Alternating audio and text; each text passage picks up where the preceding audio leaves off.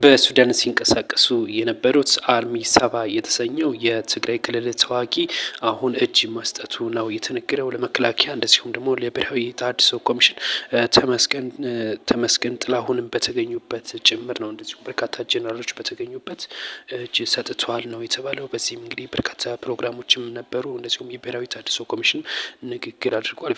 ቪዲዮዎቹን ጋብዛችኋለሁ ወደ መጨረሻ አካባቢ ማለት ነው። ነገር ግን እነዚህ ተጠቂዎች ሙሉ ለሙሉ እንግዲህ ትጥቃቸውን አስረክበው ከመንግስት ጋር እንግዲህ አብረው ለመስራት ስምምነት አድርገዋል። ለበርካታ ዓመታት በሱዳን ነበረ ሲንቀሳቀሱ የነበሩት ማለት ነው።